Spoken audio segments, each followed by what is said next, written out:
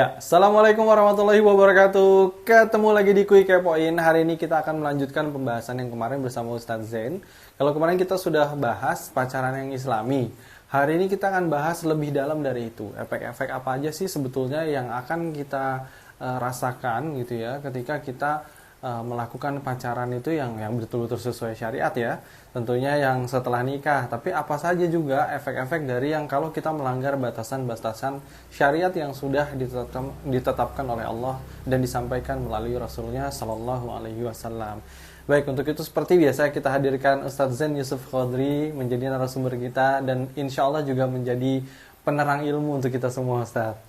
Nah, selamat datang Ustadz Zain Yusuf Qadri. Gimana kabar Ustadz? Waalaikumsalam warahmatullahi wabarakatuh. Masya Allah, nih akhirnya kita lanjut dengan seri yang berikutnya nih Ustadz.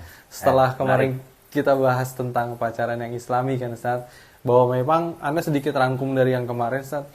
Memang ternyata ya ada ya Ustadz pacaran yang islami tapi setelah nikah gitu ya Ustadz. Kemudian efek-efek kebahagiaannya juga kemarin kita sudah dapat ya Ustadz ya. Yang tentunya menjadi lebih romantis dan lebih apa ya, berkah lah Ustadz untuk keluarga ya Ustadz ketika kita melakukan pacaran ya setelah nikah gitu. Nggak khawatir dan nggak takut ketahuan. Iya benar. Mau berdua-duaan nih aja bebas Ustadz ya, nggak ada digerebek gitu. Nah Ustadz, sekarang kita bicarakan efek negatif nih ketika kemudian orang itu dengan sengaja melanggar syariat yang telah ditetapkan. Bahwa memang kan kemarin kita sudah bahas bahwa pacaran yang islami itu ya setelah nikah gitu. Nah, kalau itu dilakukan sebelum nikah, kemarin kan kita sempat nyerempet tuh Ustadz, ya ada efek MBA-nya. Tapi sebelum kita masuk ke situ, apa saja sih sebetulnya yang secara tidak sadar gitu ya Ustadz, ketika kita melakukan itu tuh apa saja yang sebetulnya diambil dari kita? Apa saja yang kemudian efek rusak yang dirasakan oleh baik jiwa dan raga kita sebetulnya Ustaz? Baik. Bismillah, alhamdulillah, wassalatu wassalamu ala rasulillah wa ala alihi washabihi wa man. Bicara tentang tadi itu pacaran dan seterusnya, maka kita awali dari sebuah ayat. Allah Subhanahu wa taala berfirman, A'udzubillahi minasyaitonir rajim, wa la taqrabuz zina. Innahu kana fahishatan wa sa'a sabila. Dan janganlah kamu mendekati zina. Sesungguhnya itu adalah perbuatan keji dan jalan yang sangat buruk. Mendekatinya saja dilarang, apalagi melakukannya. Mendekati zina itu ya pacaran itu. Mendekati zina tuh pacaran itu. Pacaran itu adalah perbuatan mendekati zina. Karena kan diawali dari itu. Betul Ustaz. Ya. Pasti terjadinya zina itu kan terjadinya hubungan terlarang sebelumnya. Betul. Ketika laki-laki, wanita, cowok, cewek bukan mahram, kemudian dia berinteraksi, terjadilah hubungan arus pendek ya kan? Ya. Ada setruman gitu misalnya. Begitu, itulah mendekati zina. Nah, kemudian kalau dua orang itu berduaan, laki perempuan bukan mahram, yang ketiganya apa? Setan. Nah, dia setan. Biasanya setan membujuk apa?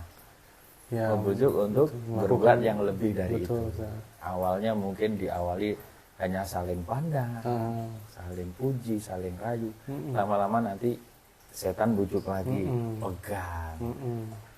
pegang terus kelewatan. Akhirnya sampai maaf ya, buka baju dan seterusnya mencari tempat. Nah, akhirnya terjadilah yang namanya zina. Lantas bagaimana kalau sudah terjadi zina? Jadi kan efeknya apa kalau terjadi zina itu? Ternyata ngeri sekali. Zina ini dosanya besar sekali. Dosanya sangat besar. Dosa yang diancam dengan azab itu berarti dosa besar. Entah azab kubur atau azab neraka. Atau dosa yang ada hukuman di dunianya. Loh, zina itu kan ada hukumannya.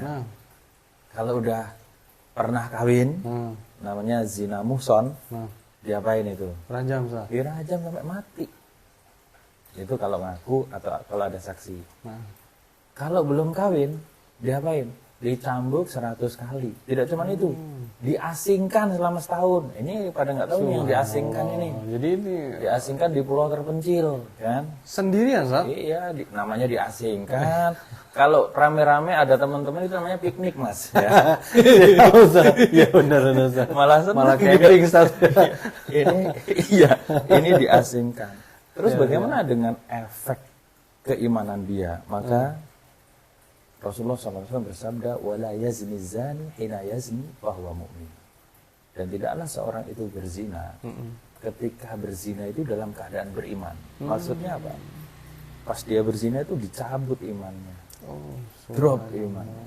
Dan dalam hadis yang lain lagi, 3 kelompok. Salah la yukallimuhumullah yaumil qiyamah. Ada 3 kelompok yang tidak diajak bicara oleh Allah dan Allah tidak lihat dia di hari kiamat nanti. Ini tanda-tanda berarti kan, tanda-tanda kecelakaan ya. Yang pertama, syaikhun zanin, orang tua dia berzina. Lebih parah loh, ini orang tua renta dia berzina. Masih berzina gitu Ustaz ya. Salah satu dari 3 itu. Kalau yang kedua adalah pemimpin yang berdusta. Terus yang ketiganya orang miskin tapi sombong. Ada itu Ustaz ya? Ada, jadi orang tua renta berzina, orang miskin sombong, ini dosanya lebih besar. Kenapa? Karena peluangnya lebih kecil. Oh iya betul. Ketika peluang melakukan dosa lebih kecil, tapi dia melakukan, dosanya lebih besar. Karena sebetulnya kalau bicara orang tua harusnya syahwatnya sudah menurun ya Ustaz ya. Iya kan, susah dia. Betul. Susah payah dia. Berarti usaha banget tuh. Iya, nah itu dosanya lebih besar. Ini tadi sekilas mengenai efek orang kebablasan ketika pacaran tadi, sehingga kemudian terjadilah apa yang dinamakan dengan zina. Nah, yang kayaknya dulu pernah saya singgung, sesuatu yang mencengangkan saya, Betul. membuat saya itu kaget ternyata. Ketika saya berkunjung ke seorang teman yang dia punya usaha, dia buka usaha handphone, aksesoris, servis dan semuanya cukup besar di dekat kampus besar ternama, kampus Islam. Masya Allah. Yang datang itu ya mahasiswi dan saya maaf ya, walaupun dia pakai jilbab tidak mencerminkan jilbab yang syar'i. Kita sudah sulit membedakan sekarang ini mahasiswi atau yang suka jual diri itu apa tuh? Ayam kampus. Nah, dari pakaiannya itu kita udah susah bedain. Terus temen cerita gini, Zen, tahu nggak gaya pacaran anak muda sekarang? Anak muda sekarang itu dia ngomong belak-belakan nih ya kita temen. Kalau nggak maaf ya ML. Mending nggak usah pacaran gitu. Ini ML beneran, bukan ML mindahin lemari, bukan. ML itu ada juga, kan harus berdua minimal kan. Benar.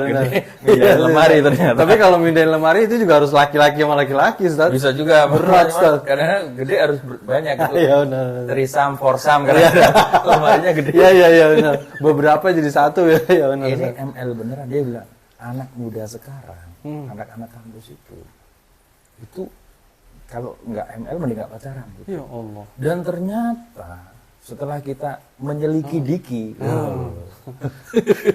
coba menyeliki-diki gitu. Nah, gitu. Ternyata banyak sekali dokter-dokter yang melakukan praktek aborsi terselubung. Oh Allah. Akibat Subhanallah. anak-anak yang pacaran kebablasan, kemudian yang menjadi tema kita itu MBA, Married by Accident. Itu udah zinanya dosa, Ustaz. Hamil di luar nikah, diaborsi pula. Itu kena dosa pembunuhan harusnya, Ustaz. Iya, dosa tumpuk-tumpuk undung gitu, bertumpuk-tumpuk. Belum bohongnya, ya. Oh iya, pasti. Semua itu sangat mengerikan sekali efeknya itu. Nah, beberapa tahun yang lalu saya masih SMA. Ya. Saya pernah muda juga ya tadi. Alhamdulillah ya sama ya. Alhamdulillah, karena nyeplos tuh nggak langsung gede ini. Alhamdulillah kan anak di pesantren. Tapi waktu itu sempat terhenyak ada penelitian salah satu lembaga survei di kota X, yang itu kota pelajar. Padahal itu orang-orangnya kalem, itu pelajar banyak, kampus banyak. Dilakukan penelitian ternyata 90% siswi dan mahasiswi sudah tidak perawan. Entah itu sudah pernah hamil atau belum, yang penting sudah tidak perawan. Akibat pergaulan bebas ini, kebablasan. Nah, ngeri. Sekarang mungkin kita akan bicara lebih jauh. Kok bisa ya? Ternyata dari penelitian itu, sesuatu yang tidak kita sangka, banyak cewek yang kehilangan keperawanan itu, nah justru di rumah sendiri. Loh, Ketika orang tuanya sedang pergi keluar kota, oke. dia bebas undang temennya, undang pacarnya, bahkan kadang rame-rame. Ini terjadi. Nah, banyak pengaduan ya, Memprihatinkan, banyak pengaduan orang tua yang ternyata mereka itu kan kalau di rumahnya mungkin nggak banyak orang curiga, ya, aman ya. Shut the door langsung gitu. Betul, betul. Apalagi kalau rame-rame. Iya. Tetangga mungkin mikirnya ya anak-anak main bareng-bareng nginep gitu ya Ustaz ya. Makanya kemarin ada teman yang bilang dia mau keluar kota. Dia keluar kota beberapa hari. Saya kemudian lewat depan rumahnya, kok ada mobil, bukan mobil mereka. Saya langsung telepon, Pak di rumah ada mobil punya siapa? Tolong dicek. Kan ada anak-anak cewek di rumahnya. Benar Ustaz. Akhirnya ditelepon sama orang itu, ternyata temennya, teman anaknya. Ya saya harus care juga ya. Iya betul karena Ustaz. kalau teman kan ya kita jaga gitu. Iya, Takutnya dia betul, sedang Ustaz. pergi, setan godain mereka gitu Iya, kan. betul, Namanya manusia normal kan Iya. punya nafsu ya kan. Ustaz. Kalau nggak normal kan. Ya. Ya. Tapi lebih bahaya loh sebenarnya Benar, kalau benar, kita ini baru kita bicara sekarang ini lawan jenis ya, Iya, cowok. betul, betul. Sekarang lebih parah. Yang Sejenis, dikhawatirin Pak. para psikolog sekarang ini justru Betul. yang sejenis LGBT itu.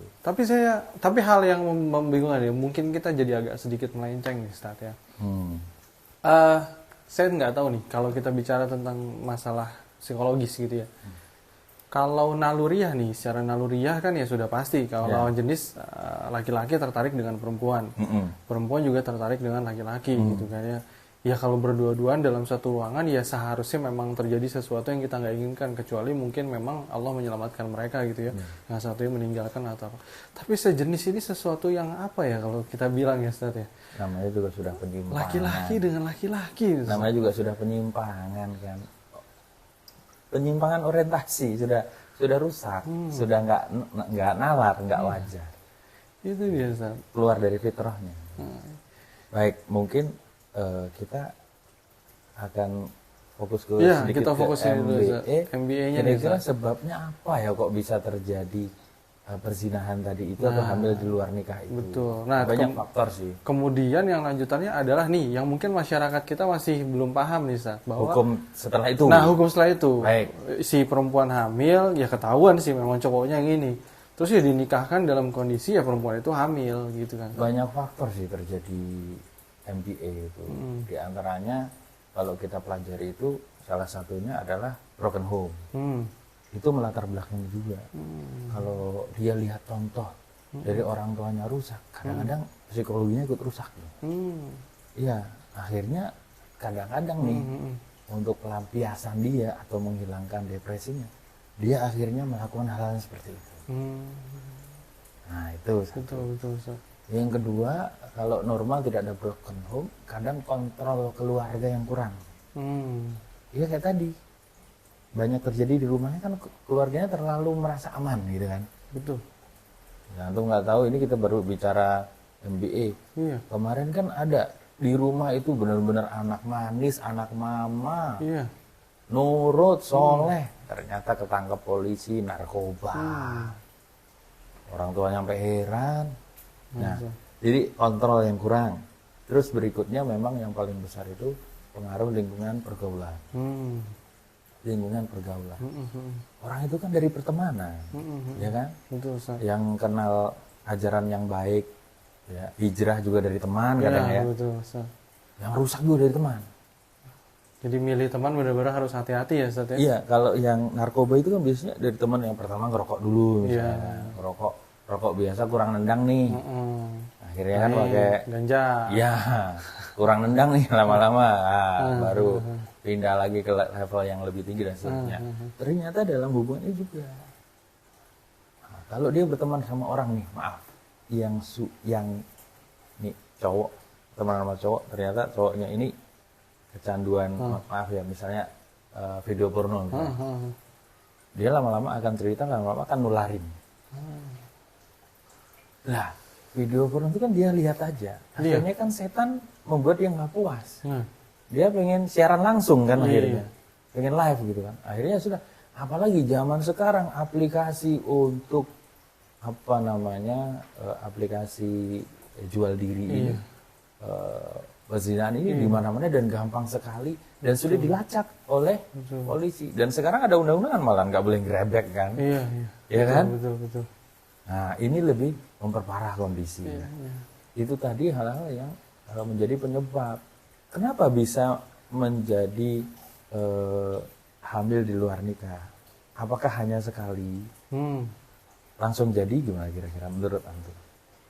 Kayaknya nggak mungkin ya, Ustaz. Maksudnya Kecil kecil sepertinya ya kemungkinannya. Karena antum udah nyoba lah ya. Iya dong, Ustaz. Pengalaman ya. Pengalaman, Ustaz.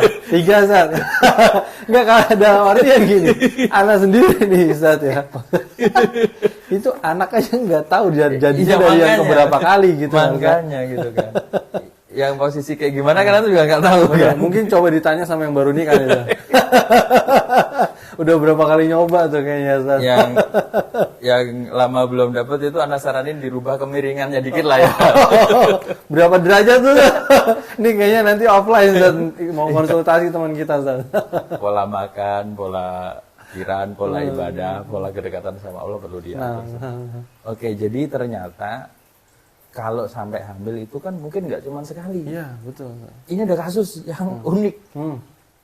Ada seorang guru TK, karena kasusnya nyangkut anak, maksudnya itu lingkungan anak gitu loh.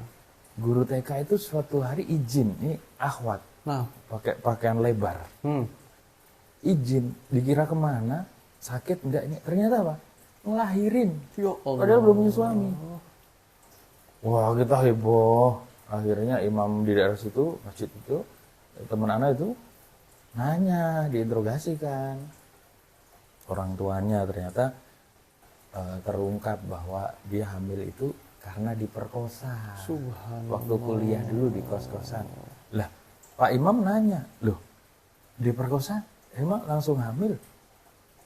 Nggak cuma sekali. Jangan itu bukan diperkosa. Jangan perkosa perkosa gua dong. Jangan begitu.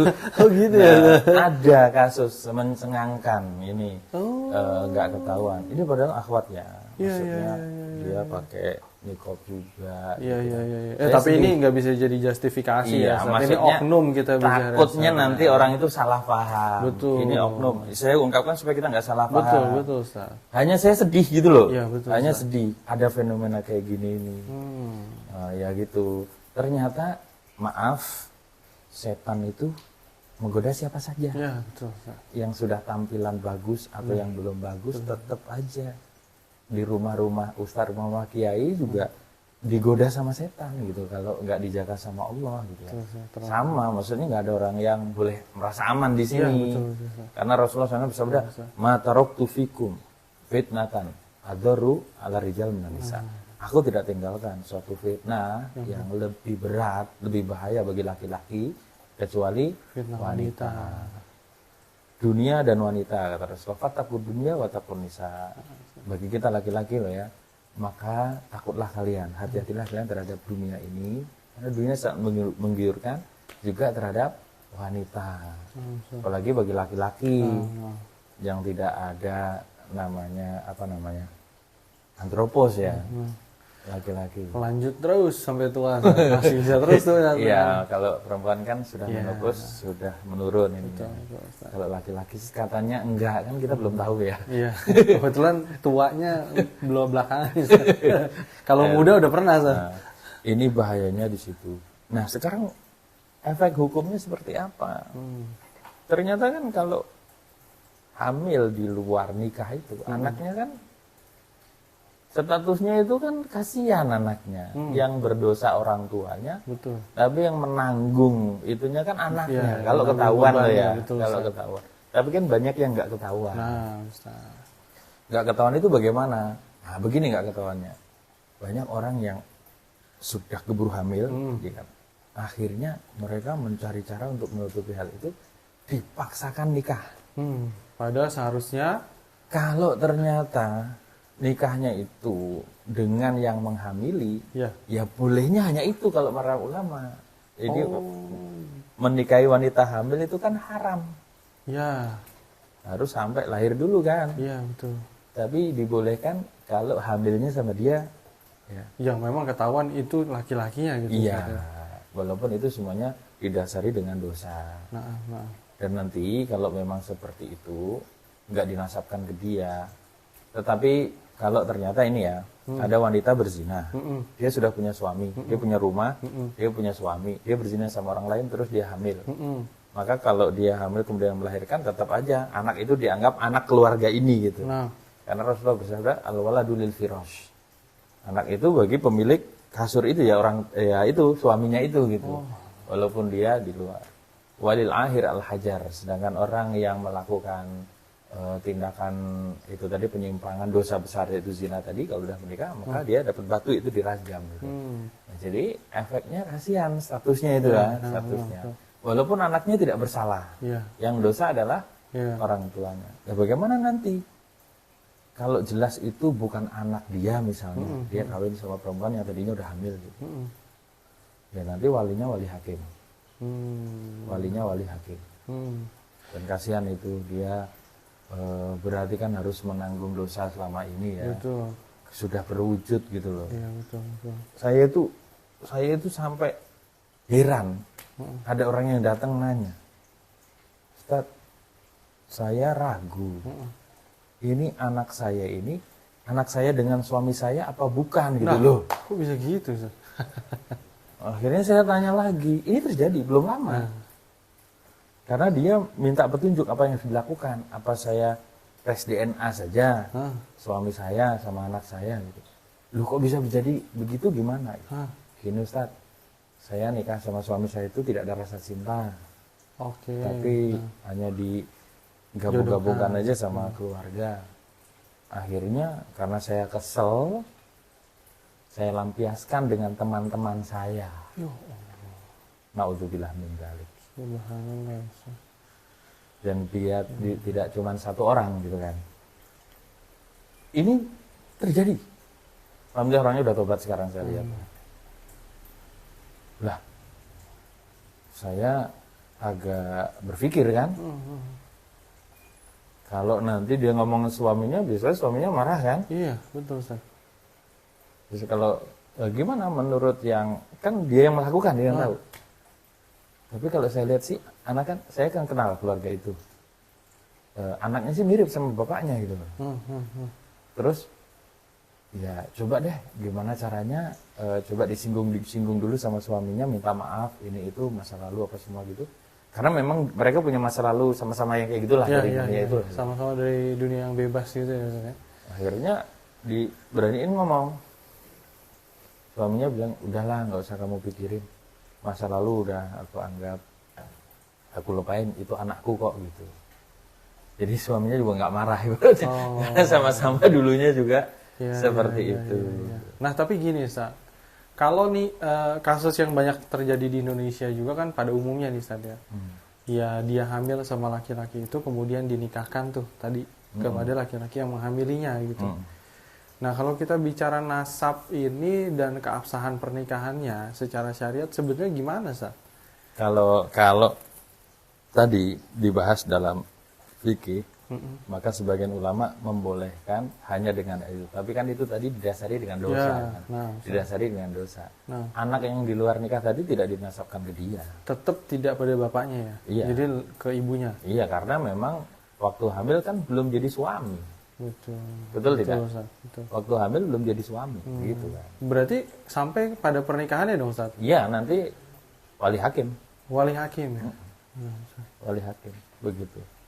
Nah itu Wallahu tuh. a'lam. Nah karena begini kan Ustaz, banyak yang sebenarnya kalau ini Anda dengar dari teman-teman sendiri Ustaz ya, maksudnya beberapa teman-teman juga pernah cerita bahwa memang ada yang dia juga baru tahu gitu bahwa memang dia itu sebetulnya anak yang jadi di kandungan ibunya ya sebelum bapak dan ibunya nikah. Gitu. Jadi anak perempuan saat gitu ya. dia pernah tanya gitu ya, gimana nih gitu bang kalau ini. Nah itu kan, nah makanya dia mungkin case itu yang jadi mengkhawatirkan, sedangkan dia udah menikah tuh kan dia bingung juga ya. Dia nikah kan taunya dinikahin bapaknya gitu Ustaz. Nah apakah ini kemudian akadnya sah gitu Ustaz? Ya kalau dia itu orang yang nggak berhak. Kalau orang yang nggak berhak sebenarnya itu bermasalah. Gitu. Maka kalau kayak gitu ya ini aja, apa istilahnya, dalam forum terbatas, orang-orang terbatas terus terang aja. Dan menikah ulang gitu Ustaz? Enggak, maksudnya kalau mau menikah tadi itu harusnya kan ngomong aja. Ya, nah, harusnya langsung diwakilkan ke wali hakim itu. Nah yang jadi masalah ini dia udah nikah, sudah punya anak, baru hijrah gitu kan. Gitu. Jadi dia sadar bahwa ternyata dia anak di luar pernikahan. Ini case yang juga pernah disampaikan, istri Ana juga pernah bicara tentang ini nih.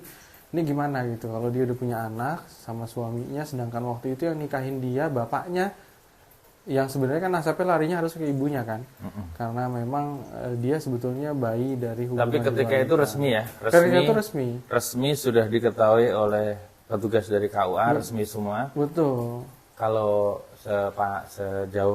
sejauh pandangan Ana nih pribadi, kalau sudah seperti itu sih insya Allah sudah nggak masalah.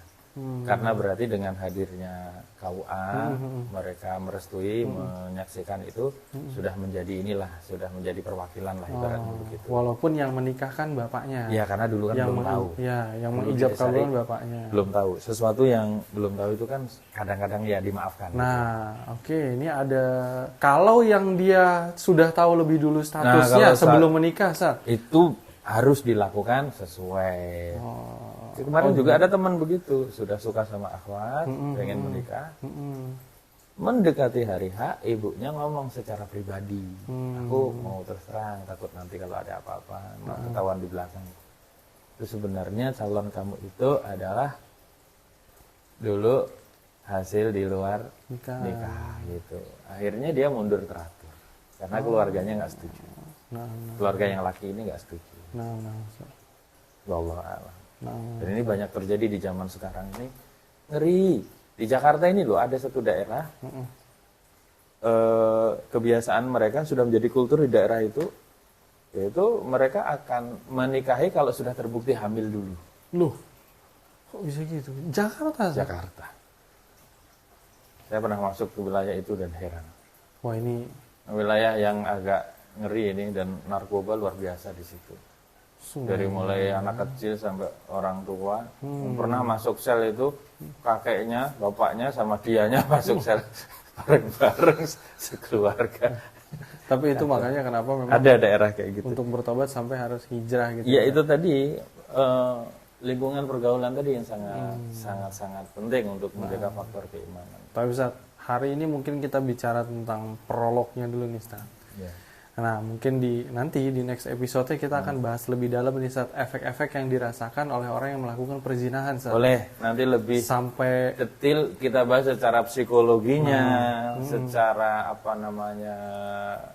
efek candunya dan seterusnya. Efek candunya dan bagaimana sih sebetulnya berhentinya dari itu gitu Ustaz. Karena kan memulai mudah Ustaz. Upaya berhentinya bagaimana tapi gitu ya. Berhenti itu nggak mudah Ustaz. Ya, baik dari zina, macam-macam jenisnya yang tadi ya. Ada mungkin zina mata yang tadi Ustaz bilang senang nonton video porno gitu ya. Zina telinga yang mungkin dengerin yang enggak gitu cerita dari teman-temannya. Tapi gitu ya kadang-kadang Indonesia ini ya dijajah juga sih secara budaya gitu kan. Karena ada orang-orang yang mencoba mengatakan itu kan nggak masalah gitu. Ada yang tokoh mengatakan gitu kan bisa menyebabkan potensi rusaknya generasi. Kalau dikatakan nggak masalah, video porno dibebasin gitu kan dari itu kemarin viral gitu kan. Makanya itu bahaya gitu. Siap. Nah insya Allah nanti next episode kita bahas lebih dalam. Baik, insya Allah. Efek-efek buruknya nih yang lebih dalam, merusak moral tuh sampai gimana ya sih gitu. Ini sebenarnya kan karena kita peduli ya. Betul Ustaz. Peduli sama sesama kaum muslimin, terutama sesama bangsa. Betul. Indonesia ini terutama generasi muda. Betul Ustaz. Generasi muda itu yang kita harapkan ya. Iya, betul Ustaz. Ya, maka mereka yang dirusak generasinya. Yang rusak Islam ini kita yang miris itu. Betul. Semoga Allah selamatkan ya. Amin. Allah jaga negara kita amin, ini. Amin, ya, Masya Allah. Allah selamatkan diri kita, keluarga kita Amin. semuanya, teman-teman kita, saudara-saudara kita semuanya insya Allah melindungi. Amin. Ustaz, syukuran jazakallah khair untuk bahasan Ya, kita di hari jazakallah. ini. Prolog yang sudah kita mulai untuk masuk lebih dalam pada kasus Ya. perzinahan yang merebak nih, Ustaz. Ya. Tentu nanti ujung-ujungnya pasti ada kaitan dengan tauhid juga ya, Ustaz. Ya, Ya. ya. Nah, itu saja yang mungkin kita jadikan prolog kita untuk di hari ini. Baik. Insya Allah di next lanjutannya kita bahas lebih dalam. Teman-teman semua mungkin sahabat Quick Point, teman-teman Quick Point, apapun yang nanti mungkin mau ditanyakan ke Ustadz Zain, bisa di DM, bisa juga di mention langsung di komentar, apa aja sih yang sebenarnya dikepoin tentang perzinahan gini gitu ya Ustadz ya. Efeknya apa aja sih? Atau mungkin teman-teman tanya, iya nih saya sebenarnya pengen berhenti, tapi susah banget, gimana sih caranya gitu ya. Itu nanti kita bahas teman-teman sekalian. Jadi pantengin dulu terus Quick Point di edisi hubungan ini ya Ustaz ya. Hubungan yang halal juga hubungan yang di luar gitu, yang haram. Yang kita akan bahas hukum-hukumnya yang tentunya insya Allah akan memberikan manfaat yang lebih besar, tidak hanya untuk saya pribadi sebagai host yang bertanya pada Ustadz Zain Yusuf Khori, tapi juga insya Allah bagi teman-teman Quick Point semua yang turut serta untuk terus mengikuti bahasan ini. Sekian Ustadz untuk di hari ini, insya Allah kita ketemu di waktu berikutnya. Jazakallah khair Ustadz, barakallahu fiik. Untuk itu kita tutup dengan doa kafaratul majelis. Subhanakallahumma wa bihamdika asyhadu an la ilaha illa anta astaghfiruka wa atubu ilaik. Assalamualaikum warahmatullahi wabarakatuh.